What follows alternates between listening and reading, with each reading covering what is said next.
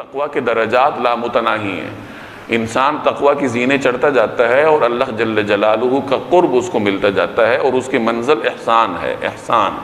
احسان کا مطلب ویسے تو کسی چیز میں تزیین پیدا کرنا ہے، لیکن حدیث جبریل میں نبی کریم صلی اللہ علیہ وسلم نے اس کے 2 درجے بیان فرمائے۔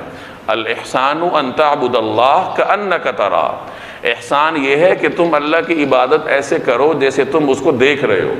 فَإِن لَمْ تَكُنْ تَرَاهُ فَإِنَّهُ يَرَاكَ، اگر تم اسے نہیں دیکھ پاتے تو وہ تو تمہیں دیکھ رہا ہے۔ تو یہ احسان کے 2 درجے ہیں۔ خلاصہ یہ نکلا کہ احسان کا مطلب یہ ہے عمل میں خوبصورتی پیدا کرنا، اتنی خوبصورتی پیدا کرنا کہ عمل کرتے ہوئے آپ کے دل و دماغ میں یہ تصور ہو کہ اللہ میرے سامنے ہے، میں اس کو دیکھ رہا ہوں۔ یہ احسان کا اعلیٰ ترین درجہ ہے۔ آپ تصور کیجئے کوئی شخص نماز پڑھ رہا ہے اور وہ یہ تصور کر رہا ہے کہ اللہ میرے سامنے ہے، میں اسے دیکھ رہا ہوں، اس کی نماز کی کیا کیفیت ہوگی؟ تو یہ احسان کا اعلیٰ درجہ ہے۔ ادنا درجہ کیا ہے؟ فَإِن لَمْ تَكُنْ تَرَاهُ، اگر تم اسے نہیں دیکھ سکتے، یعنی اگر یہ تصور نہیں کر سکتے، فَإِنَّهُ يَرَاكَ، تو وہ تو تمہیں دیکھ رہا ہے، کم از کم یہ تصور تو رکھو کہ میں اللہ کی نگرانی میں ہوں۔ تو یہ احسان ہے، یعنی یہ انسان کی منزل ہے کہ وہ تقوی کے ذریعے کوشش کرتا ہے کہ احسان تک پہنچے۔